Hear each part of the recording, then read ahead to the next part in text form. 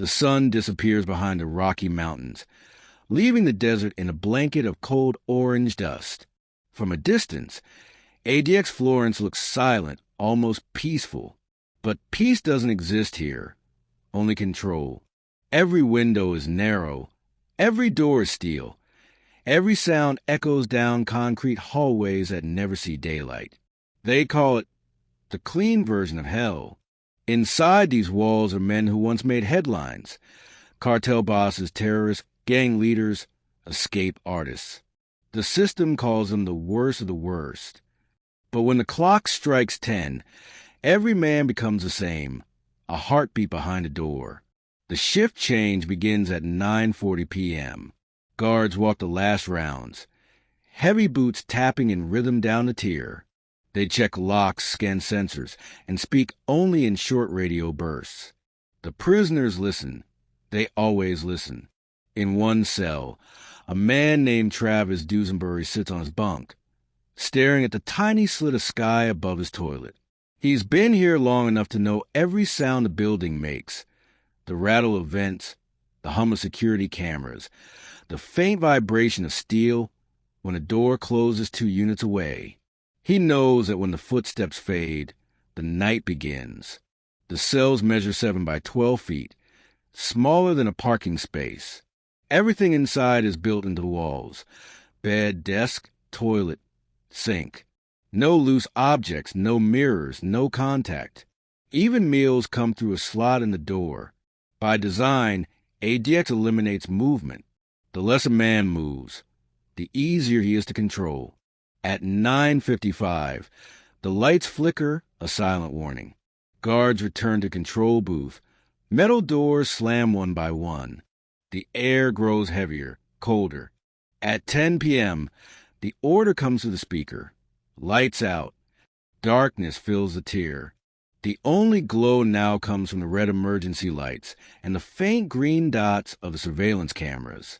The hum of electricity is constant, the sound of the prison breathing. For most of the men, this is the hardest part of the day. In the dark, time slows down. The walls feel closer. You start to notice things: the echo of your own heartbeat, the scratch of air through the vent, the way your mind begins to talk back to you. Some prisoners stay awake on purpose. They count bricks, recite poems, whisper to themselves. Others close their eyes and pray they won't dream of the world outside, because waking up hurts more. Across the tier, a man named Rami counts in Arabic. Another hums a broken gospel song. Somewhere farther down, someone sobs quietly into his mattress. The guards hear it all, but they don't react. Here, emotion is weakness. Sound is routine. One inmate once wrote, "You start to crave sound, even the keys, even the yelling, anything that reminds you you're not the last man on earth." But sound isn't what ADX gives you. It gives you silence. Silence so thick it has weight. By midnight, the entire building has fallen into that heavy quiet, a quiet that presses against your chest like a hand. The outside world has gone to sleep. Inside ADX, no one really sleeps. They just drift in and out of memories. Travis lies on his bunk, staring at the small reflection of moonlight that sneaks through the window. He thinks of the highway he once drove, the laughter of his mother, the smell of rain. All of it feels like another planet. In the next cell, a man suddenly yells, words that make no sense, just noise. The sound bounces down the concrete like thunder in a cave. A guard glances at a monitor, presses a button, speaks through the intercom. Quiet down. The voice is flat, mechanical, tired. The inmate stops shouting. The silence returns. Somewhere, a door slams. Metal against metal. It's not violence. It's just the sound of routine, the sound of control. Hours pass. 11 p.m. becomes midnight. Midnight becomes 1. The clock doesn't matter here. There's no night and day, only light and dark. In the isolation units, some men start a pace, counting every step, building tiny routines to stay sane. Others curl up, listening to hum of the ventilation system, pretending it's wind from the outside. The guards know the pattern. The men who scream at midnight will cry by 2 and go silent by 3. At 4, the building settles into its heaviest stillness. That's when you can hear everything. The tap of a pipe, the flick of an insect against glass, the faint hiss of recycled air. This is what secure housing means in America's most secure prison. It means being alone long enough to hear yourself break. When the first hint of dawn crawls across the mountains, the lights flick back on, cold, white, blinding. The loudspeaker cracks to life. Stand by for morning count. Another night has passed. Another man has survived it. And somewhere, behind a steel door marked only by a number, a voice whispers into the empty air. One more night down. Because here at ADX Florence, survival isn't about time served. It's about living through the hours when the lights go out. Morning comes quietly over the Rockies. The world outside stirs to life. Birds, traffic, voices. But inside the walls of ADX Florence, it's a different kind of dawn. There are no birds here. No open air. No sound of life. Just silence, heavy and deliberate. The guards move down the hall like machines, each footstep measured, each motion exact. Trays slide through narrow slots, breakfast identical every day. Powdered eggs, 2 slices of toast, a carton of milk, no greetings, no human warmth. Because in here, words are currency. And silence is control. The men rise from concrete beds, faces pale in the dull light. The same walls, the same steel, the same ritual. Every day begins with a count, the same command, the same stillness. Stand for count. The guards peer through glass windows, scanning faces that haven't changed in years. Count clear. 2 words that mean one thing. They're still alive. For the men in ADX, that's not survival. That's endurance. A few hours later, steel doors unlock. One by one, inmates are escorted to the yard. But it's not what most people think. There's no grass, no horizon. Just a concrete rectangle surrounded by towering walls and a metal grate instead of sky. It's called the box inside the box. One man steps out after 23 hours locked in. He tilts his head back and looks at the small patch of sun above the mesh. The light hits his face, and for a moment, just a second, he remembers what freedom felt like. Some inmates cry quietly when they see the sun. Others refuse to look up at all, because in ADX, hope hurts. Back inside, a new sound breaks the stillness. The shuffle of envelopes, letters, the only proof that another world still exists. Guards open them, scan them, censor them, and hand them through the slot. Some inmates receive nothing. Others get small miracles, a photograph, a child's handwriting, a prayer. One man reads a letter from his daughter every day until the paper softens at the folds. He traces the words with his finger like a map back to a place he'll never reach. Because here, memory is the only way home. By midday, ADX hums with the sound of nothing. The silence is intentional, a weapon disguised as calm. No shouting, no chaos, no noise. Just a faint vibration of the ventilation system and the slow, endless tick of time. The architects of ADX design it that way, to minimize sensory input, to erase stimulation, to make a man's mind turn on itself. And it works. One inmate spends hours lining up crumbs from his meal into perfect rows. Another whispers numbers to the wall, counting imaginary steps. Some press their ears against vents just to hear another voice breathing on the other side. Because when you can't touch anyone, you start to need proof that people still exist. Once a week, they get therapy. At least that's what it's called. A man sits in a small room, divided by reinforced glass. On the other side, a psychologist takes notes through an intercom. "How are you feeling today?" she asks. He stares back, blank, like I'm disappearing. The pen moves. The guard watches. The clock ticks. Nothing changes. Because how do you fix a mind that's been trained to live without touch, sound, or sunlight? Night falls again, slow and heavy. The desert outside turns black, and the fortress begins to hum with the energy of confinement. Some men whisper to themselves. Others talk to ghosts, victims, lovers, their younger selves. They say ADX is haunted, not by the dead, but by the living. Through the vents, you can hear faint voices at night. Soft, desperate, human. "You still there?" one whispers. "Yeah," another voice replies. Two men, two strangers, sharing the same darkness. For a moment, it feels like connection, like being seen. Then silence again. The hum of electricity swallows their words. Somewhere deep inside the unit, a man stops answering.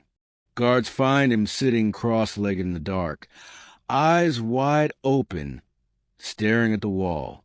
He's breathing, but he's not there. Psychologists call it withdrawal from reality. Inmates call it losing the fight. Because here, death doesn't always come with a pulse. Sometimes it's the moment your mind decides it's safer not to think anymore. By 10 p.m., the lights go out once more. The fortress falls silent, swallowed again by darkness. A single whisper drifts through the vents. "Good night, brother." No one answers this time. The night consumes the words, leaving only the hum of the desert wind against the walls. Inside ADX Florence, the punishment is not the sentence. It's the silence that follows it. The mind, the narrator says quietly, becomes a cell, and there is no key. Darkness lingers from the night before, but today brings a different kind of tension. ADX Florence is designed to suppress every impulse, but the human mind is not so easily contained. Corridors hum with anticipation, the faint metallic clank of doors echoing like a heartbeat. Guards move predictably, but inmates study every motion, every pause, every nuance. Some whisper codes. Some memorize patterns of footsteps. Some sit silently, imagining escape routes in their heads. Violence here is rare, but when it happens, it's swift and calculated. A single misstep, a thrown object, or a poorly timed shout can change a man's entire world. The cells themselves seem alive. Concrete walls vibrate with tension. Steel doors hum under the strain of the day. The vents carry every sound, every cough, every whisper, every breath. In the isolation blocks, inmates measure sanity by control of their minds, their movements, their impulses. A single wrong thought can unravel everything. Today, a fight almost breaks out in the unit. Two men, silent until the moment of collision, suddenly lunge at each other. Guards rush, metal doors slam, shouting echoes, but no one is seriously hurt. Still, the atmosphere is heavier afterward. Fear hangs like dust in the air. Hours stretch. The yard, still concrete, still enclosed, becomes a stage for tension. A lone figure paces. Another crouches, head in hands. The desert sun beats down to the mesh above. creating a sharp contrast of warmth and shadow. In cells, men whisper themselves. Some trace imaginary maps across walls. Others rehearse dialogues from past lives. Conversations that never happened, apologies never made. By afternoon, the hum of the building grows oppressive. Electrical conduits buzz. Pipes expand and contract. Every sound is magnified in the silence. Guards watch from above, knowing when to step in, when to stay silent. ADX isn't just a prison. It's a system of control so complete that intervention is only necessary when an inmate truly threatens himself or others. As evening falls, the shadows lengthen, stretching across tiers and cells, wrapping around the men like cold hands. Some whisper prayers. Some talk to ghosts. Some plan. Some stare at the walls. All listen. One inmate, hours from his nightly lights out, begins a slow ritual. He lines up scraps of paper, counting them, imagining them as days. Another traces the edges of his mattress, memorizing every seam. A third presses his hand to the wall, feeling its vibrations, convinced the building itself is alive. And then the intercom cracks. Lights out. Darkness falls like a curtain. Red emergency lights flicker faintly. The building exhales with hundreds of controlled breaths.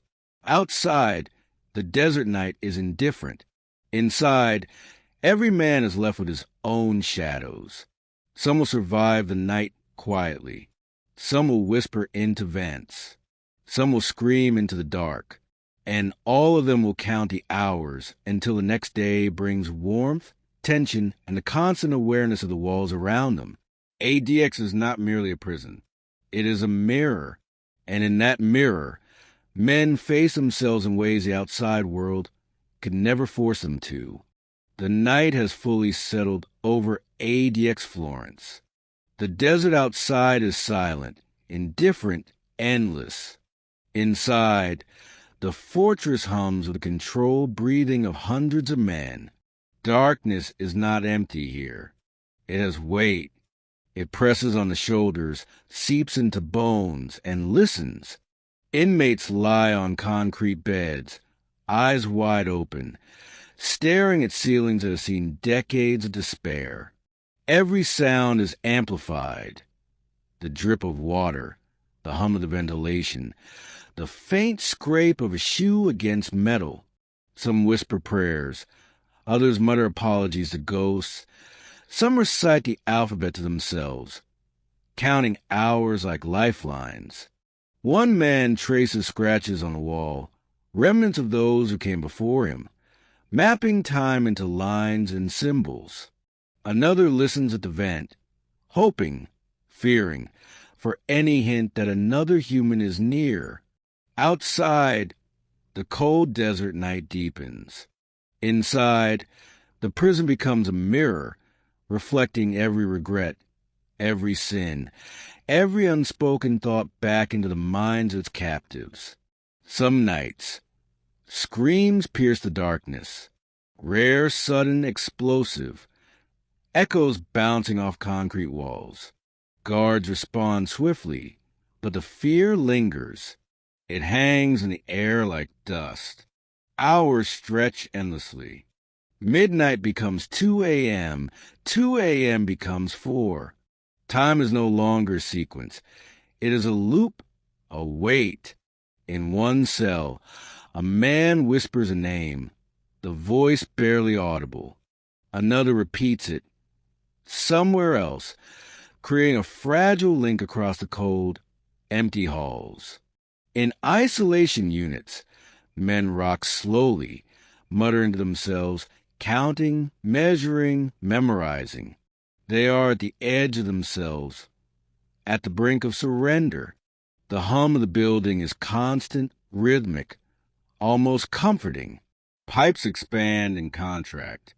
Ventilation sighs. Doors creak. Every sound is alive. By 4 a.m., a faint light begins to creep through the narrow slits of the cells. Not enough to warm. Not enough to comfort. just enough to mark the passage of another night survived. Some rise, some remain. Some will face the next night exactly the same, confined, measured, observed. The walls whisper, they echo, they remember, and every man inside knows the truth. The real sentence is not the years or the crimes or even confinement.